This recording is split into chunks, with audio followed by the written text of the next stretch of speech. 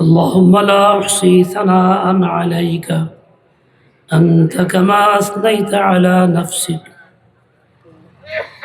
أما بعد فأعوذ بالله من الشيطان الرجيم بسم الله الرحمن الرحيم ولمن خاف مقام ربه جنتان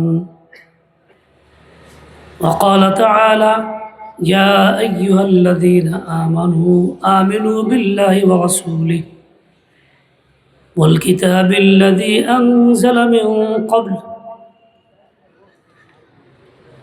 صدق الله آمنت بالله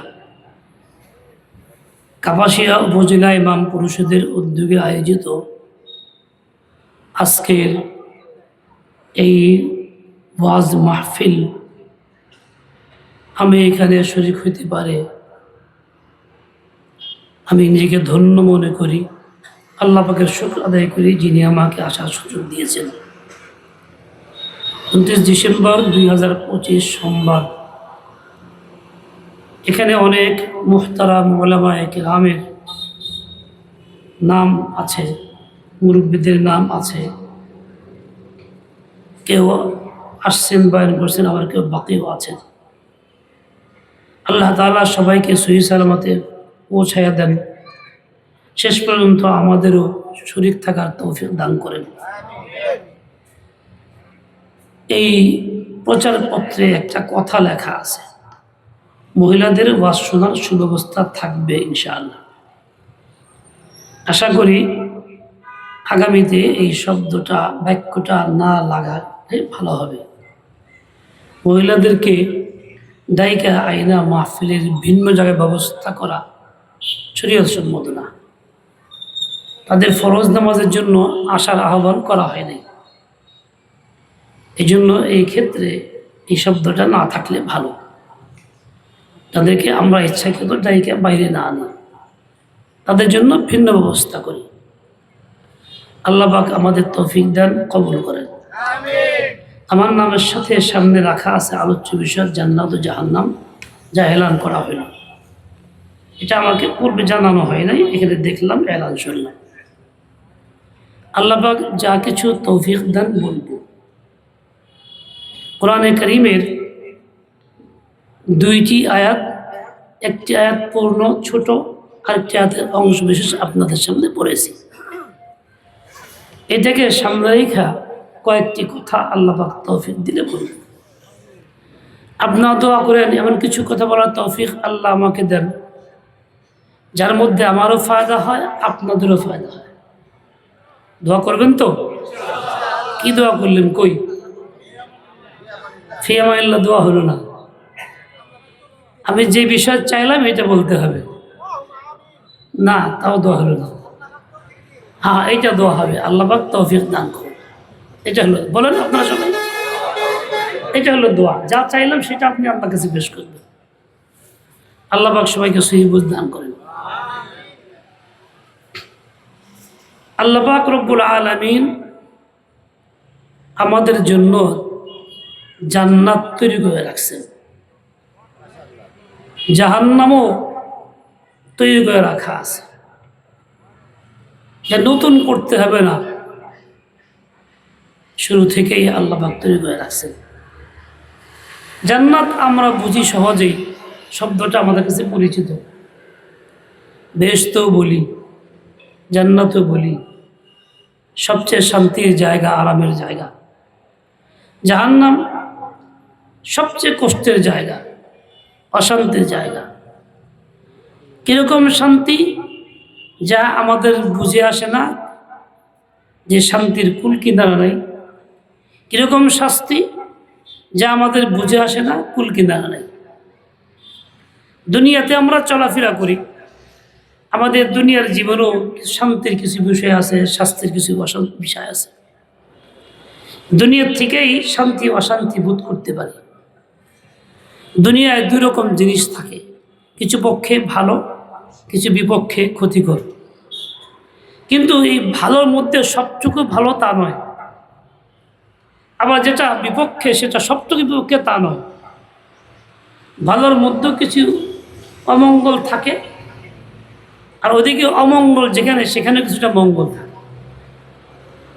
এক লোক দাওয়াতে গেছে, বিবাহের অনুষ্ঠানে গেছে, সে অনেক মজার আইটেম খাবার ছিল, খুব ভালো করে খাইছে, বেশি খাইছে, খাওয়ার সব ভালো লাগছে, মজা লাগছে, খাবার তো উপকারী ভালো, কিন্তু হিতে বিপরীত হয়েছে, অধিক খানার কারণে হজম করতে পারে নাই, ব্যস্ত হইতে হইতে মারা গেছে।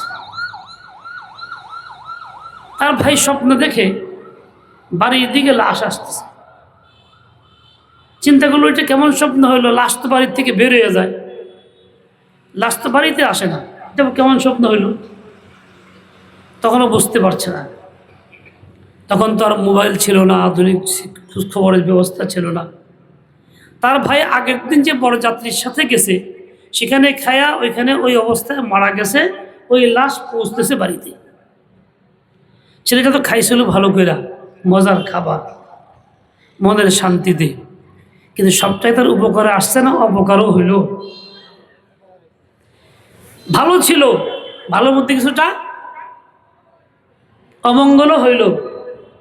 তাহলে দুনিয়ার সমস্ত যত ভালো আছে, এই ভালো সবটুকুই ভালো তা নয়, তার মধ্যে কিছুটা অমঙ্গলের দিকও আছে।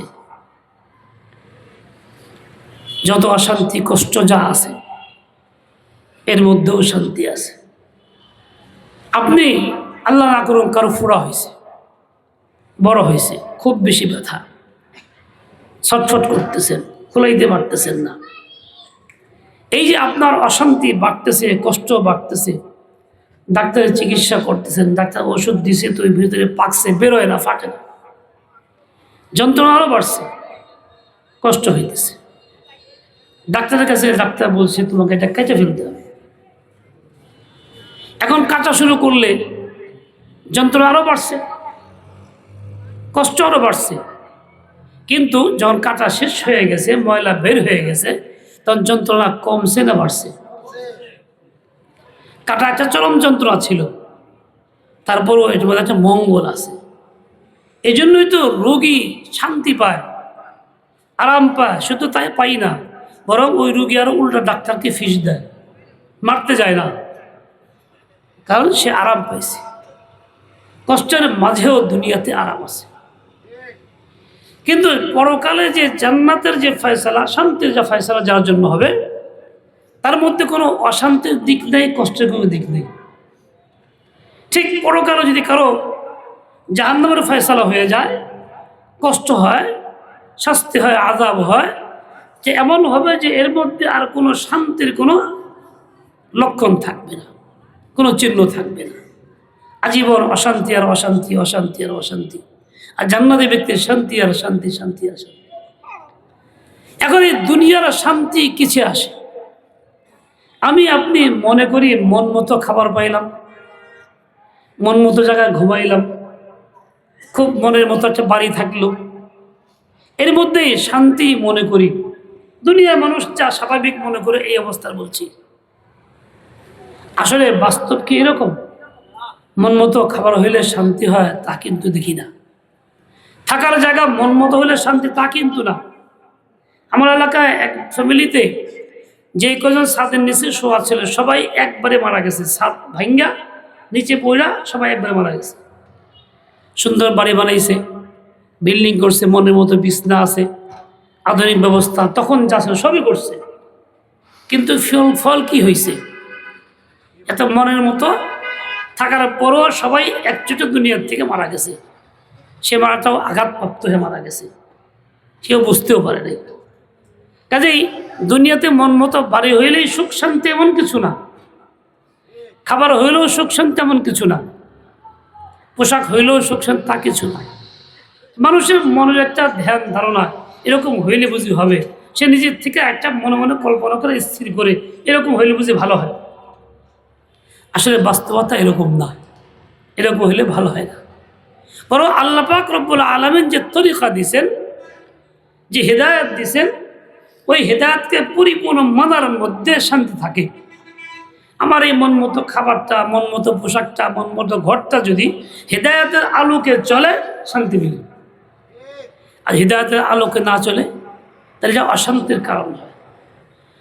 আল মালু ওয়াল বানুনা জিনাতুল হায়াতিদ দুনিয়া, হাদিসে পাকের মধ্যে আসছে, তোমরা তোমাদের ঘরকে কবরে পরিণত করো না।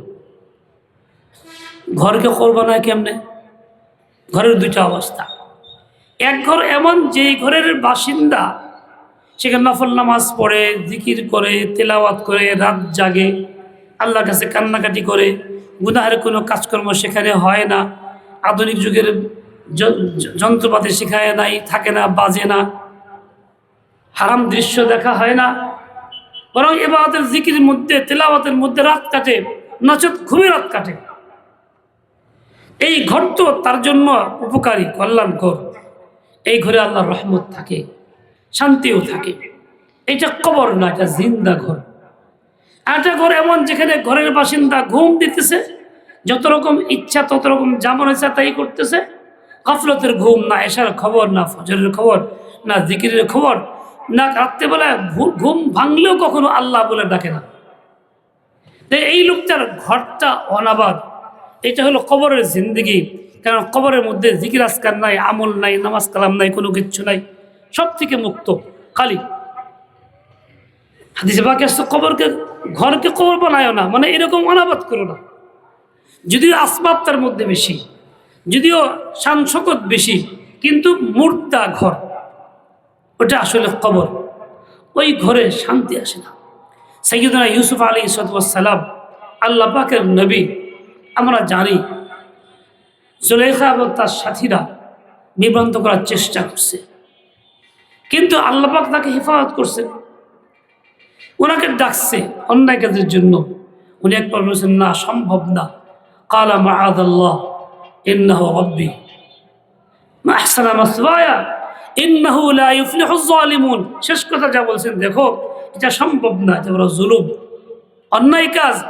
অন্যায় কাজ যারা করে তারা কখনো কামিয়াব হয় না। অন্যায় যারা করে কামিয়াব হয় না তারা। ইন্নাহু লা ইফলিহুজ যালিমুন। আগের সবটুকু বললাম না, শুধু এইটুকু বলি। দেখেন, লা ইফলিহু, কামিয়াব হয় না। কামিয়াবি কি জিনিস? দুনিয়াতে কামিয়াবি ভিন্ন, যা মানুষ মনে করে, আখিরাতে কামিয়াবি ভিন্ন। দুনিয়াতে কামিয়াবি কি মানুষ মনে করে, 4 জিনিস পাইলেই হইল: থাকার জায়গা, বাসস্থান, খাবার ব্যবস্থা, কাপড় চোপড় ইত্যাদি পাইলেই হয়ে গেল। এটা তার মৌলিক অধিকার মনে করে প্রকাশ করে, বিভিন্ন নামে বলে। পরকালে কামিয়াবি কি? 4টা সিফত। জান্নাতের মধ্যে যা মিলবে সেগুলি কি? সেটা হলো এই চিরস্থায়ী জিন্দেগি মিলবে, কখনো মৌত আর ফিরে আসবে না। সেগুলি কি? ইলম আসবে যেটা আজীবন থাকবে, কখনো জাহালত তার কাছে আর আসবে না। সেটা কি? সুস্বাস্থ্য আল্লাহ পাক দিবেন, যেটা আজীবন থাকবে, কখনো আর রোগ সুখ তার কাছে আসবে না। সেটা কি? বলে এমন ধন সম্পদ তার কাছে থাকবে যে কখনো ছিনিয়ে নেওয়া হবে না, আজীবন থাকবে।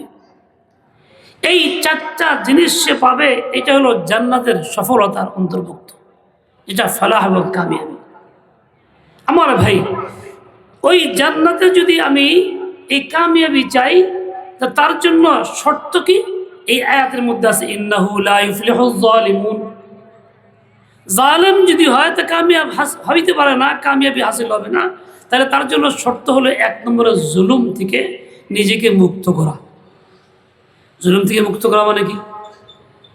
এমন কোনো কাজ না করা যেই কাজটা আল্লাহ পাকের নাফরমানির কাজ, যেটা গুনাহের কাজ, সেটা যে প্রকৃতিরই হোক। যত প্রকার গুনাহের কাজ, নাফরমানির কাজ, সব হলো জুলুম। তাহলে দুনিয়াতে যদি খুব বড় উঁচু মানের বিল্ডিং থাকে, সাজানো গোছানো বাড়িঘর থাকে, আত্মীয় স্বজন বড় থাকে, টাকা পয়সা ব্যাংক ব্যালেন্স থাকে, কিন্তু ওই বাড়িতে গুনাহ হইতে থাকে। কেউ নামাজ পড়ে না, কেউ গান গাইতেছে, কেউ অন্য কোনো প্রকৃতি বেপরদিই করতেছে, কেউ অন্য কোনো গুনাহ করতেছে, কিংবা বাড়ি আরো সুদঘুষি লিপ্ত হয়ে যেতেছে। যে প্রকৃতির গুনাহ যারা হোক, ওই গুনাহ যখন হবে তো ওই ঘরে আল্লাহ পাকের ফয়সালা ফালাহ আসবে না, মানে দুনিয়ার যে শান্তি যে যা সেটাও আসবে না, আখিরাতেরটাও আসবে না। তাহলে আমাকে যদি জান্নাতের শান্তি পাইতে হয়, আমার শর্ত হইল দুনিয়া থেকে নিজেকে গুনাহমুক্ত করা, জুলুম মুক্ত করা। আল্লাহ পাক বলেছেন ইন্নাহু লা ইফলিহুজ জালিমুন। ও ভাই, এই যে আমি যদি দুনিয়াতে ঘরটাকে জুলুম মুক্ত করতে পারি, গুনাহ মুক্ত করতে পারি জীবনটাকে, তাহলে আমার যে দুনিয়াতে একটা শান্তি মিলবে, আমার অন্তরে একটা শান্তি থাকবে। এই শান্তির শেষ পর্যায়ে আমি জান্নাতে পৌঁছবো, ওখানে গিয়ে স্থায়ী শান্তি মিলবে, ওইটার নাম জান্নাত হবে। এই জন্য দুনিয়াতে একটা জান্নাত আছে। কোরআনে পাক আয়াতে বলা হয়েছে ওয়ালিমান খাফা মাকামা রাব্বিহি জান্নাতান, যে আল্লাহ পাক রব্বুল আলামিনকে ভয় করে আল্লাহর কাছে জবাবদিহিতা আছে, জবাব দিতে হবে আমার সকল কাজকর্মের, কথাবার্তার, যাবতীয় জিন্দিগির সব কিছুর, এই ভয় যার অন্তরে আছে তার জন্য আল্লাহ পাক দুইটা জান্নাত বরাদ্দ করেন। কয়টা? দুইটা। ওয়ালিমান খাফা মাকামা রাব্বিহি জান্নাতান, দুই জান্নাত কি বলে? একটা দুনিয়াতে নগদ, আর একটা হলো দুনিয়াতে যখন যাব তখন পরকালে মিলবে। দুনিয়াতে জান্নাত সেটা কোনটা বলে? দুনিয়ার জান্নাত হলো এটা যে ওই বান্দা বান্দি সে আল্লাহকে নিয়ে ব্যস্ত থাকবে, তার দিলের ভিতরে আল্লাহ সবসময় জাগরুক থাকবে। ফাবিল হুজুরি মাআল মাওলা, সে সময় কাটাবে, জিন্দিগি পার করবে, আল্লাহকে ভুলবে না। যে কোনো জায়গাতে যাবে আল্লাহকে মনে রাখবে, আল্লাহর হুকুম মনে রাখবে, আল্লাহর জিকির মনে রাখবে। যে কোনো পরিবেশে যাবে ভিতরে আল্লাহ থাকবে। সে মসজিদে গেলেও আল্লাহওয়ালা, বাজারে গেলেও আল্লাহওয়ালা, মার্কেটে গেলেও আল্লাহওয়ালা, সে আল্লাহকে ভুলে না। হযরত খাজা আজর মাজুব রহমতুল্লাহ আলাইহি একদিন যাইতেছিলেন, হাকিউল উম্মতের খলিফা মাজুব সাহেব মশহুর, ওনার সঙ্গে বেশ কয়েকজন আলেম ওলামা ছিলেন। দীর্ঘ পথ চলছেন, হাইটা হাইটা চলতেছিলেন। একটা জায়গায় নদী পর্যন্ত গেছেন, 1.5-2 মাইল রাস্তা। উনি মেজাজে খুব রসিক মানুষ ছিলেন, বিভিন্ন কথা বলছেন, হাসাইতেছেন, সবাই হাসাহাসি করতেছে।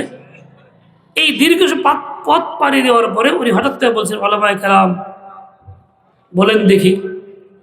এই দীর্ঘ সময় হাসাহাসি হইল, আনন্দের মধ্যে সময় কাটলো। এর মাঝেও কি আল্লাহকে মনে করেছেন কেউ, না ভুলে গেছেন? সাধারণত আমরা হাসাহাসি করলে আল্লাহর কথা মনে থাকে না, সবাই লাজবাব, চুপচাপ, জবাব দিচ্ছিলেন না। তার মানে কি হাসাহাসির মধ্যেই ছিলাম, দিলের ভিতরে আল্লাহ হাজির ছিল না।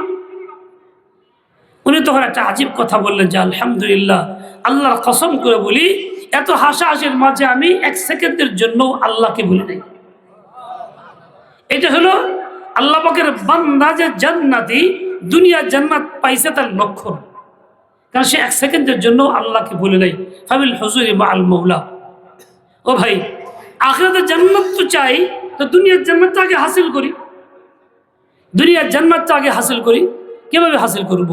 বলে 1 নম্বর শর্তই হলো এইটা, জুলুম পরিত্যাগ করি, নাফরমানি পরিত্যাগ করি, যত প্রকারের গুনাহ আমার দ্বারা হইতে পারে সম্ভব সব বাদ দিয়ে দিই। তখন দিল তৈরি হবে, তখন আল্লাহর কথা দিলের ভিতরে বসবে, আল্লাহকে নিয়ে বাঁচতে পারবো, আল্লাহকে নিয়ে থাকতে পারবো। তখন আমি আল্লাহকে ভুলতে চাইলেও ভুলতে পারবো না। এই যে আল্লাহকে নিয়ে থাকা, যেখানে যে আল্লাহ মনে আছে, গালেব হয়ে গেছে, ওই লোকটা সে যেন নগদ জান্নাতে আছে, দুনিয়াতে জান্নাতে আছে, পাওয়া গেছে। কেননা জান্নাতের যত নিয়ামত আসে পরকালে আসবে, আল্লাহ পাক দিবেন। তার মধ্যে সবচেয়ে বড় নিয়ামত কোনটা? আল্লাহ পাকের দিদার। সবচেয়ে বড় নিয়ামত কোনটা? আল্লাহ পাকের দিদার। সেই তো দুনিয়াতে আল্লাহ পাকের দিদার লাভ করতেছে, দিলের ভিতরে আল্লাহ হাজির, আল্লাহকে ভুলে না, আল্লাহকে নিয়ে ব্যস্ত থাকতেছে। কাজে সে দুনিয়াতে নগদ পাওয়া গেছে। এখন দ্বিতীয়টা বাকি তার হবে, যা মৃত্যুর সঙ্গে সঙ্গে পাওয়া যাবে। এই যে হাদিসে পাকের মধ্যে আসছে, কেউ যদি প্রত্যেক নামাজের পরে আয়াতুল কুরসি পাঠ করে, তাহলে তার জান্নাতে পৌঁছতে মৃত্যুটাই বাকি। মৃত্যু হয়ে গেল, জান্নাতে যাবে। সে তো দুনিয়াতে জান্নাতে আসে এবং দ্বিতীয় জান্নাতে যাওয়ার জন্য তৈরি আছে। তার জন্য এটা ভালো উত্তম আমল মাধ্যম, সেজন্য এই কাজটা করে প্রতি ওয়াক্ত নামাজে ফরজের পরে যেন আয়াতুল কুরসি পড়তে থাকে। ভাই, এটা পড়া সহজ না কঠিন? ইচ্ছা করলে পড়া যায় না? আল্লাহ পাক তৌফিক দেন। ওয়ালিমান খাফা মাকাম রাব্বিহি জান্নাতান। আল্লাহর কাছে জবাব দিতে আছে, জবাব দিতে হবে। এই চিন্তা চেতনা যার ভিতরে গালেব হয়ে গেছে, আল্লাহ পাক তাকে দুই জান্নাত দেন। একটা জান্নাতুন ফিদ দুনিয়া ওয়া জান্নাতুন ফিল আখিরাহ। দুনিয়াতে জান্নাত কি? ফাবিল হুজুরি মা আল মাওলা। আর আখিরাতে জান্নাত কি? ওই সমস্ত নিয়ামত যা বর্ণনা করা হয়েছে ওই সব বর্ণিত নিয়ামতগুলি সেখানে মিলবে। আমার ভাই, কাজে যারা এই দুনিয়াতে আল্লাহকে নিয়ে আসে তারা জান্নাতে আসে। এই জন্যই তো বহু মানুষ আছে এরকম, খাবার নাই, পেটে ভাত নাই, কিন্তু খুব আরামে আছে। অসুস্থ, ভীষণ অসুস্থ, কেমন আছো? হাসি দিয়া আলহামদুলিল্লাহ খুব ভালো আছে। হয়তো মানে সালাউদ্দিন সাহেব রহমতুল্লাহকে দেখতাম, খুব বেশি অসুস্থ, জ্বর, গায়ে হাত দেওয়া যায় না। হুজুর কেমন আছেন? আলহামদুলিল্লাহ খুব ভালো আছে। হাসি দিয়ে বলতেন। কি করে বলতেন? তার মানে দিলের ভিতরে শান্তি আছে। এমন আল্লাহওয়ালা বান্দা ছিলেন, খুব হালকা পাতলা, গায়ে কিচ্ছু নাই, একটা মশা কেমন লাফালাফি করে, কিন্তু জিজ্ঞাসা করে কেমন আছে? আলহামদুলিল্লাহ, আলহামদুলিল্লাহ খুব ভালো আছে, খুব ভালো আছে। কেমনে ভালো আছে? বলে দিলের মধ্যে আল্লাহ আছে, সেজন্য ভালো আছে। ও ভাই, দুনিয়ার সব কিছুর উন্নতি করতেছি, এই যুগে সব কিছুর উন্নতি হইতেছে, কিন্তু দুইটা জিনিসের উন্নতি হইতেছে না। দুইটা উন্নতি নাই। একটা হলো মানবতার উন্নতি নাই, এটা আমাদের মধ্যে নাই। দিন যাইতেছে, শিক্ষা বাড়তেছে, আসবাব বাড়তেছে, সামাজিকতা সুন্দর প্রোগ্রাম বাড়তেছে, সব হইতেছে, কিন্তু মানবতা কমতেছে। এটা আমরা নিজেরাই বুঝতে পারি, ব্যাখ্যা লাগবে না। আরেকটা হলো এই আল্লাহ পাক আমাকে যে দিল দিছেন, যেই দিলে আমি আল্লাহকে নিয়ে থাকবো, এই দিলটার উন্নতি তারাক্কি হচ্ছে না। দিল যেই সেই রয়ে গেছে, দিলের ভিতরে জুলমত, দিলের ভিতরে গুনাহ, দিলের ভিতরে ময়লা, খারাপ কিছুর আকর্ষণ, খারাপ চিন্তা চেতনা সবসময় মনের ভিতরে আসতেছে আসতেছে আসতেছে আসতেছে। তার জন্য আমি ওই দিলকে খারাপ করার আসবাবটা সই ব্যবহার করতেছি, খুব বেশি ব্যবহার হইতেছে মোবাইলগুলি, যার মধ্যে হাবিজাবি সবই আসতেছে, এগুলো তার দিল নষ্ট হইতেছে। ও ভাই, একটা পাত্র, বোতলে কেউ পেশাব করে, খালি বোতল ছিল, ওই পেশাব জানার পরে কেউ সেখানে দুধ রাখবে? ধুইলে পরে তাও রাখবে না। মানুষের রুচি, পেশাব ছিল সেখানে, নাপাক নাই, ধুয়ে ফেলছেন, তাও রাখতে রাজি না। কেন? পাত্রটা নাপাক হয়ে গেছিল, তাই ভালো লাগতো, ঘৃণা আসছে আপনার ভিতরে। আমি দিলের ভিতরে ময়লা গান্দা জমা করতেছি, গীবতের গুনাহ, শিকায়াতের গুনাহ, হারাম দৃশ্যের গুনাহ, বেপর্দার গুনাহ, মিথ্যার গুনাহ, মিথ্যা সাক্ষ্যের গুনাহ, দুনিয়ার সব গুনাহ জমা করতেছি। আর ওই দিলের ভিতরে মহান আল্লাহকে রাখতে চাইতেছি। কত না বেওকুফ আমি, কত না আহমক আমি। আমার তো কাজ ছিল দিলের ভিতরে আল্লাহকে রাখতে চাই, আল্লাহ মহান জাত পাক, সুতরাং আমি দিল থেকে পাকসাপ করে ফেলি। ভাই, দিলের মেহনতটা হইতেছে না। আল্লাহ তাআলা আসেন তো বান্দার দিলে আসেন। হযরত আদম আলাইহিস সালামকে আল্লাহ যখন বানাইছিলেন, একটা মাটির দেহ তৈরি করছে, তো রূহকে বলা হয়েছে, রূহ যাও। রূহ গিয়ে ফিরে চলে আসছে। ফিরে চলে আসলো কেন? বলে আল্লাহ ভিতরে অন্ধকার, থাকার পরিবেশ নাই, টিকতে পারতেছি না। ঠিক আছে, আল্লাহ তাআলা নূর দিয়ে দিয়েছেন, এবার যাও। এবার গেছে, এবার খুব ভালো লাগতেছে, এবার থাকতে পারতেছি। কেন? আল্লাহ পাকের নামের নূর দেওয়া হয়েছে, সেই জন্য। বাবা আদমের ভিতরে রূহ আসছে, নাম দেওয়ার আগে নূর আসে নাই, অন্ধকারে থাকতে পারে, তো রূহ বের হয়ে গেছে। যখন আল্লাহ পাকের নামের নূর দেওয়া হয়েছে, বাস এখন খুব থাকতে বলে যেতেছে। এর দ্বারা বোঝা যায় কি, এই যে আমার দেহ আল্লাহ পাক বানাইছেন, এই দেহের ভিতরে আল্লাহ পাকের নামের নূর যখন থাকবে, তো আমার রূহটা আরামে থাকবে, শান্তিতে থাকবে। আর যখন এই দেহের ভিতরে আল্লাহ পাকের নামের নূর থাকবে না, আমার রূহটা খুব ছটফট করবে, অস্থির, বের হয়ে যেতে চাবে, কিন্তু পারবে না সময়ের আগে। তাহলে আল্লাহ পাকের নাম থেকে যারা বঞ্চিত, তারা তো আসলে খুব অশান্তির মধ্যে ছটফট করতেছে, রূহ অস্থিরতার মধ্যে আছে। আর আল্লাহ পাকের নাম যখন গালেব করে ফেলে, আল্লাহর হুকুম যখন মানতে শুরু করে, সর্বাঙ্গে দিলে আল্লাহর নামের নূর আসে, তখন তার রূহ আরামে থাকে। এই জন্যই নেককাররা আরামে কাটায়, আর গুনাহগার বড় কষ্টে কাটায়। এই নেককার জিন্দগির আরামের এইটাই শেষ পর্যায়ে হবে, চিরকালে সেই আরাম জান্নাত জান্নাত। আর গুনাহগার ব্যক্তির অশান্তির শেষ চূড়ান্ত হবে ওই জাহান্নাম, যে অশান্তি, যে আজীবনের অশান্তি, জান্নাম জাহান্নাম। আমার ভাই, আমরা কি জান্নাত চাই না জাহান্নাম চাই? কে কে জান্নাত চাই? আল্লাহ পাক তৌফিক দেন। এই জান্নাতে যাওয়ার জন্য প্রথম কাজ কি? প্রথম কাজ হলো ঈমানটাকে ঠিক করা। প্রথম কাজ কি? যদি বলেন প্রথম কাজ কি? আল্লাহ বলছেন, ইয়া আইয়ুহাল্লাযীনা আমানু আমিনু বিল্লাহি ওয়া রাসূলিহি, হে ঈমানদার, যারা ঈমান আনছো, পুরুষ নারী সবাইকে বলছি, তোমরা আল্লাহর প্রতি ঈমান আনো, রসুলের প্রতি ঈমান আনো। আল্লাহকে বিশ্বাস করো, রসুলকে বিশ্বাস করো। আগে তো ঈমান আনছে, তাদেরকে ইয়া আইয়ুহাল্লাযীনা আমরা ডাকাই হইল, ঈমানদার বলে খেতাব করা হইল। প্রত্যেকখানে আমলের কথা বলা দরকার ছিল, নামাজ পড়ো, রোজা করো, হজ করো। তারা বলছেন আমিনু বিল্লাহি ওয়া রাসূলিহি, তোমরা ঈমান আনো। এই কথা কেন বলা হইল? ঈমান তো আছেই বলে এই জন্য বলা হয়েছে। আসলে ঈমানের মতো ঈমান থাকে, হাকিকতে ঈমান থাকে না।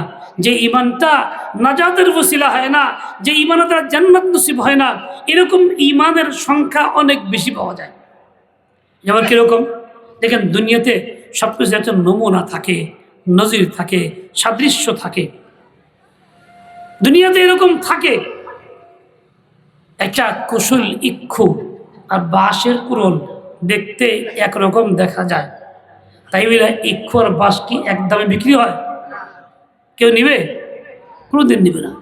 দেখতে সাদৃশ্য। আমি একটা লাঠি আমার শাশুড়িকে দিছিলাম ব্যবহারের জন্য। 2 দিন পরে আমরা বলি, বাবা এটা কি বাঁশ না কুশল? জিজ্ঞাসা করে। আসলে এটা ছিল বাঁশ, দেখতে কুশলের মতো। উনি জিজ্ঞেস করছে আমাকে। এরকমই দুনিয়াতে দেখেন, পটল তরকারি আছে না? পটল আছে আমার অঞ্চলের কেলাকুচ, একটা জঙ্গলি একটা পটলের মতো আকারের একটা জঙ্গলি ফল পাওয়া যায়, নাম কেলাকুচ। পাকলে লাল হয়, টিয়া পাখি খায়। কি বলে এটাকে? দেখতে তো পটলের মতো, আসলে কি পটল? বাজারে গেলে কি ওইটা পটলের দামে বিক্রি হবে? কেউ নিবে? দেখতে কিন্তু পটলের মতো।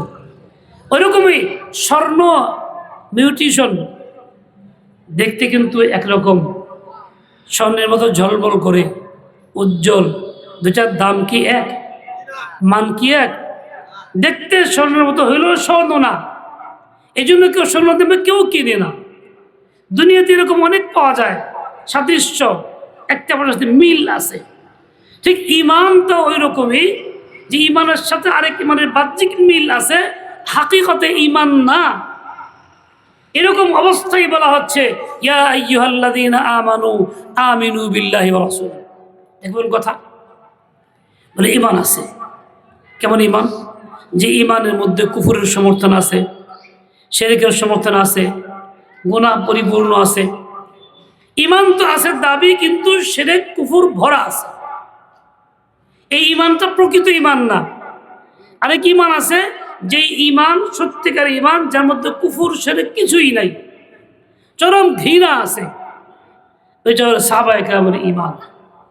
ঈমান তখনই গ্রহণযোগ্য হয় যখন কুফরের প্রতি ঘৃণা পরিপূর্ণ হয়। কুফরের প্রতি ঘৃণা পরিপূর্ণ না হইলে তার ঈমান গ্রহণযোগ্য হয় না।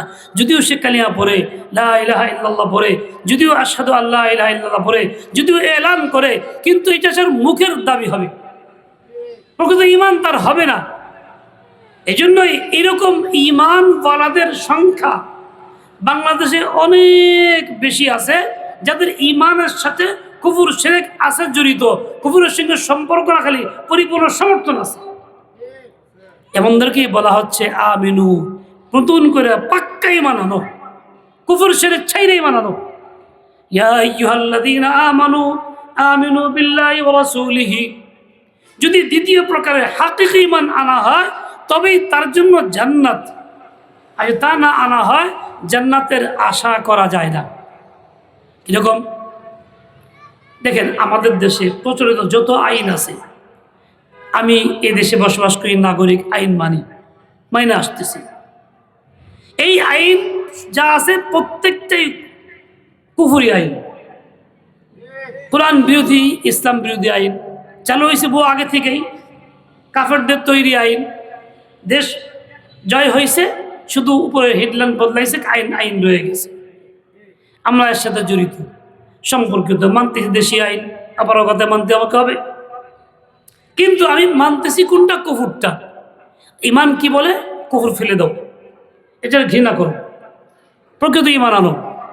কাজে লা ইলাহা ইল্লাল্লাহ পড়বো, তখন গ্রহণযোগ্য হবে যে দিল থেকে যে ঘৃণা করতে পারি না, এগুলি একটাও ঠিক না, সব কুফুরি আইন।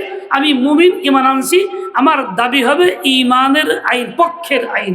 সুতরাং বাকি জিন্দগি মেহনত করব ইমানের পক্ষে আইন তৈরি করার, ইসলামের পক্ষে আইন সমাজে চালু করার, ব্যক্তি জীবনে, পরিবারে, সমাজে, পর্যায়ক্রমে সবাই মিলে রাষ্ট্র চালু করার চেষ্টা করতে হবে আমাকে। যদি এটা করতে না পারি, এটা নিয়েই থাকি, তাহলে তো আমি কুফর শিরক সমর্থন করেই গেলাম, তো ইমানটা গ্রহণযোগ্য হইল কেমনে? আমার ভাই, এই জন্য আমার কাজ হলো যত কুফর আছে, শুধু আইন না, সকল কুফরকে ঘৃণা করা। এটা আমার ইমান শুরু। দেখেন, তা না হলে ইমান শুরু হয় না। আর এই কুফরকে ঘৃণা করতে না পারলে এই ইমানের কোনো নূরও পাওয়া যায় না, স্বাদও পাওয়া যায় না, মজাও পাওয়া যায় না।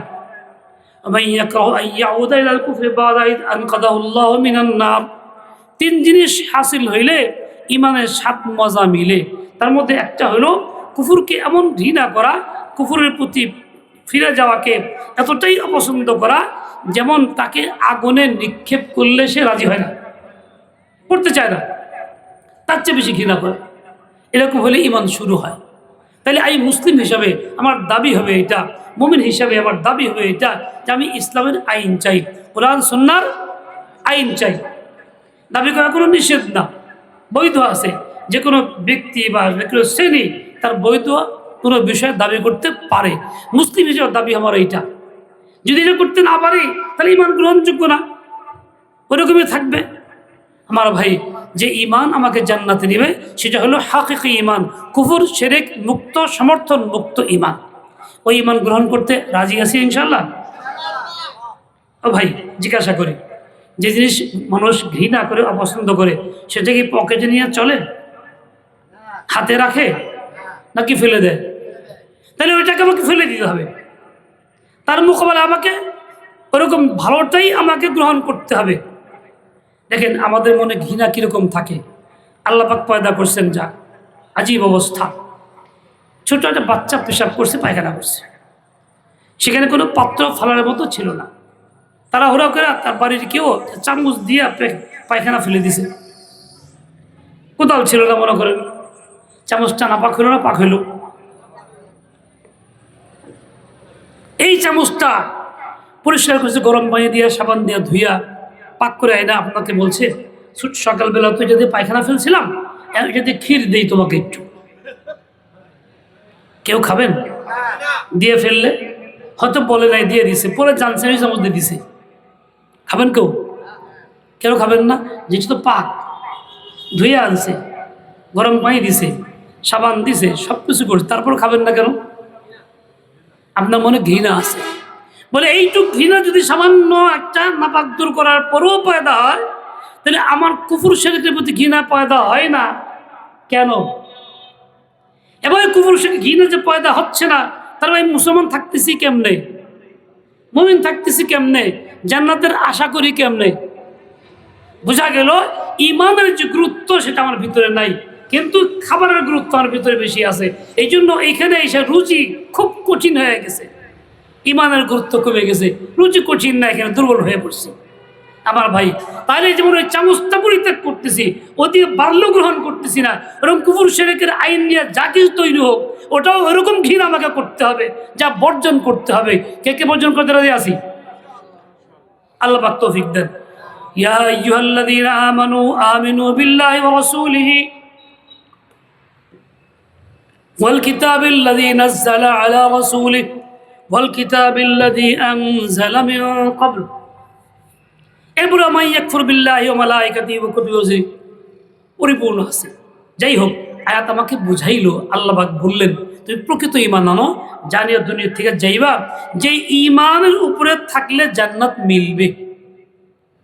আল্লাহ পাক রব্বুল আলামিন ওরকম ঈমান বুঝা সহি বুঝ দান করেন, ওরকম ইমান গ্রহণ করার তৌফিক দান করেন। প্রমাণ হবে কিসের দ্বারা? সময় আসবে তখন প্রমাণ হবে আমলের দ্বারা। আমি ইমান প্রাধান্য দেই কি দেই না, আমলের দ্বারা প্রমাণ হবে। মুসাইলামাতুল কাযযাব নবুয়তের দাবি করছে, সাহাবায়ে কেরাম কি করছেন? চুপচাপ ছিলেন। কি করছেন? মোকাবেলা করছেন, জিহাদ করছেন, জান দিছেন, জান দিয়ে দিছেন না? সারা জিন্দেগি সাহাবায়ে কেরাম যুদ্ধে যতজন শহীদ হয়েছেন, এক মুসাইলামার সময় তার চেয়ে বেশি শহীদ হয়েছে। তা বোঝা গেল কি? কুফরকে ঘৃণা করা। কেমন ঘৃণা করা? যার জন্য জান মাল সব বিলীন করে দেওয়া, জিন্দেগি সব খতম করে দেওয়া। আজকে আমার সময়ে এরকম মুসাইলামা দাঁড়াইছে কত, কিন্তু কই আমার তো এখানে কোনো ধারণা আসে না, ফিকির পায়দা হয় না, মোকাবেলা যেতে বলে যায় না, করতে রাজি না। আরে মোকাবেলা দূরের কথা, দাওয়াতের কাজটাও করতে রাজি না, সেইটা বলতেও রাজি না, বললেও যেন মুখে বাধা আসতেছে। আমার এলাকায় এক লোক মুরব্বী মারা গেছেন, এ লোক দুঃখ করতো মাঝে মধ্যে আইসা। অন্য লোক অশিক্ষিত মানুষ, হুজুর আমি ভাইকনারে পালছিলাম, তার কেউ ছিল না, জায়গা বাড়ি করে দিছি, আমার জায়গা লেখাপড়া করাইছি, বিয়ে শাদী করাইছি, ভাইকনা বললে দুশ্মনী করে, ভাই রাস্তা বন্ধ করে দেয়, এখন যাইতে দেনা ওইখান দিয়া, আমার জায়গা আমার যাবে দেনা। হুজুর কি যে কষ্টে আছি, খুব কষ্ট মনের ভিতরে, কথা কই না, কথা কই না। আমি বললাম কথা কন না কেন? কথা বন্ধ করে তো জায়েজ নাই। না না কথা কন যাইব না, দিলে দিলে দিলে খিল লাগে। আমি কথা কইতে সালাম দিয়েন তাহলে একটুখানি, সালাম দিলেও কথার হক আদায় হবে। না সালাম দিয়ে পাই না, জিব্বায় খিল লাগে, জিব্বায় খিল লাগে, সালাম দিতে পারে না, সালাম তার মুখ দিয়ে আসে না। দেখেন একজন মুসলিম জুলুম করছে তার প্রতি, তার জন্য এতটাই তার প্রতি শত্রুতা, তার সাথে কথা বলতে রাজি না, সালাম দিতে রাজি না। এক লোক এক জায়গায় আজান দিছে, মাগরিবের ওয়াক্ত ছিল, মুসলিম ঢুকছি, তোরা দাঁড়াইছি, একলা এসে হুজুর আমার মাথায় হাত দেন, হাত দেন। কেন? দেখেন না মাথা কিরম গরম, হাত তাই নিয়ে দিল, দেখলে মাথা খুব গরম। কি হবার? জানেন কিল লেগে? কয় না। কয় যে লোকটা আজান দিছে না, ওর লোক আমার দুশ্মনী, ও কিল লেগে আজান দিল, হের লেগে মাথা গরম হয়ে গেছে। আরে ভাই মুসলমান, সে তো আল্লাহর নাম নিছে, আল্লাহু আকবার বলছে, আশহাদু আল্লাহ ইলাহা ইল্লাল্লাহ, ভালো কথা বল, ইমানের কথা বলছে, তোমার মাথা গরম হয়েছে কিল লেগে? তোমার লোকে হের লেগে দুশ্মনী, এতটাই দুশ্মনী তুমি করছো, তার মুখে আল্লাহর নামটাও অপছন্দ হয়েছে। দুশ্মনী কাজটা কত খারাপ, কত খারাপ, যেই খারাপের তাসিরে আল্লাহর নাম শুনতে রাজি না। বুঝা গেল? যে সমস্ত গুনাহ আমরা করি, এই গুনাহগুলি আমার নেক কাজে বাধা, আল্লাহর নাম শুনতে বাধা, ইমানের কাজে বাধা, আমলের কাজে বাধা। কাজে গুনাহ আমাকে কখনো কামিয়াবির পথ দেখাবে না। আমার ভাই, ওই জান্নাত যদি পাইছে, প্রথম শর্ত ছিল গুনাহ থেকে পরিত্যাগ করা। জান্নাতের জন্য প্রথম কাজ ছিল ইমান আনা, পরে গুনাহ পরিত্যাগ করা। ইনশাআল্লাহ তাআলা আল্লাহ পাকের দেওয়া ওয়াদাকৃত বর্ণিত ওই জান্নাত যদি পাইতে চাই, তাহলে আমাকে এরকম জিন্দেগি বানাইতে হবে। ওই জিব্বার খুলতে হবে, দিলের তালাও খুলতে হবে। পারবো না ইনশাআল্লাহ? তো নিয়ত করি যে গুনাহ করবো না ইনশাআল্লাহ তাআলা। কে নিয়ত করলাম? ভাই নবীর জিন্দেগির সুন্নত, আল্লাহ পাক সুন্নত কি? নবীর জিন্দেগির সবচেয়ে বড় সুন্নত হলো গুনাহ ছাড়া। গুনাহ নবী আকাশ করেন নাই, ইচ্ছা আর ইচ্ছা, ছোট বড় কোনোটাই করেন নাই। গুনাহ যে ছাড়লো, নবীর সুন্নত সে জিন্দা করল। এই বর্তমান সময়ে গুনাহের যুগ। অন্য সব নেক আমল করতে আগ্রহ হয়, গুনাহের সাথে আগ্রহ হয় না। নফল নামাজ পড়তে আগ্রহ, তাসবিহ পড়ো, ইশরাক চাষ পড়ো, গুনাহ ছাড়াও এতে আগ্রহ নেই, দাওয়াতও নেই। নামাজের দাওয়াত আছে, গুনাহ ছাড়া দাওয়াত নেই। অথচ এটা সবচেয়ে বড় কাজ ছিল, নবীর জিন্দেগি সবচেয়ে বড় সুন্নত ছিল। হাদিসে পাকে আসছে, যে কেউ মুর্দা সুন্নতকে জিন্দা করে, আল্লাহ পাক তার আমল নামায় শত শহীদের সওয়াব দান করেন। এই যে গুনাহ ছাড়া এই সুন্নতকে এই যুগে যে জিন্দা করবে, আল্লাহ পাক তাকে শত শহীদের সওয়াব দান করবেন। রাজি আছেন থেকে? ইনশাআল্লাহ গুনাহ ছাড়বেন তো? গুনাহ ছাড়লেই জান্নাত। আল্লাহ পাক তৌফিক দেন। সুবহানাকাল্লাহুম্মা ওয়া বিহামদিক, আশহাদু আল্লা ইলাহা ইল্লা আনতা, আস্তাগফিরুকা ওয়া আতুবু ইলাইক। আসসালামু আলাইকুম ওয়া রাহমাতুল্লাহি ওয়া বারাকাতুহু।